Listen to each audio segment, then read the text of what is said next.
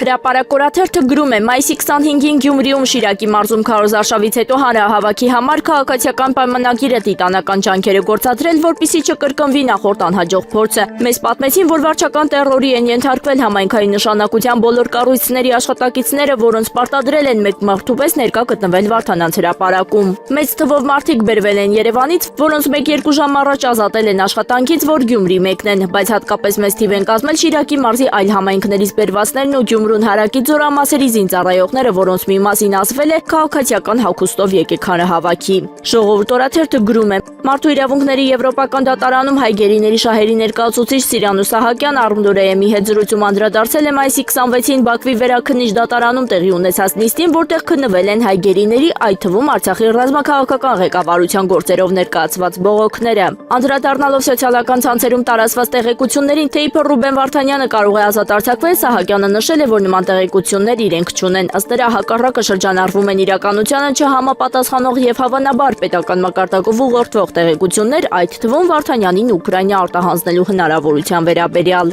Հրապարակորաթերթը գրում է 2018 թվականից հետո Նիկոլ Փաշինյանի սրտի օլիգարխ դարձած Սամվել Ալեքսանյանը, որը հունիսի 7-ի ընտրություններին մասնակից ֆավորիտ ունի, ուժեղ Հայաստանի առաջնորդ Սամվել Կարապետյանի հետ քավորսանիկական հարաբերություններ ունի, մինչ այս պահն անհասկանալի պահվածք է որդեգրել ընտրությունների հետ կապված։ Նրա շրջապատից վստահեցնում են, որ այժմ հրահանգ չեն ստացել, կոնկրետում օգտին են աշխատելու, սակայն կասկածներ ունեն, որ Ալեքսանյանը չի կարողանալու դիմադրել Նիկոլ Փաշինյանին ու հավանական ճնշումներին եւ աշխատելու է իշխանության օգտին։ Ցերտին փոխանցել են, որ արդեն մի քանի շաբաթ է ցուցակագրում են գործարարին պատկանող սիթիների վեկա էլեկտրոնային խանութի Բաղրամյանի ալյուրի գործարանի, ինչպես նաեւ այլ օբյեկտների աշխատողներին, սակայն դեռևս չեն ասում, թե դա ինչ նպատակ է հետապնդում, միայն հորդորում են գաղտնի պահել ցուցակների կազման փաստը ու խոստանում են, որ ամսվա վերջին հավելավճարներ կստանան։ Ժողովուրդ օրաթերթը գրում է. Ժողովուրդ օրաթերթի բացառիկ տեղեկություններով Աննա Հակոբյանը քարոզարշավի վերջին օրը կմիանա Նիկոլ Փաշինյանին։ Նիկոլ Փաշինյանի կինը Աննա Հակոբյանը, որը քարոզարշավի ընթացքում մինչ այս չի ուղեկցել ամուսնուն, հանրային հանդիպումներին իր շրջապատում հայտնել է, որ քարոզարշավի վերջին օրը ընտանիքը միասնական կհայտնվի բեմում։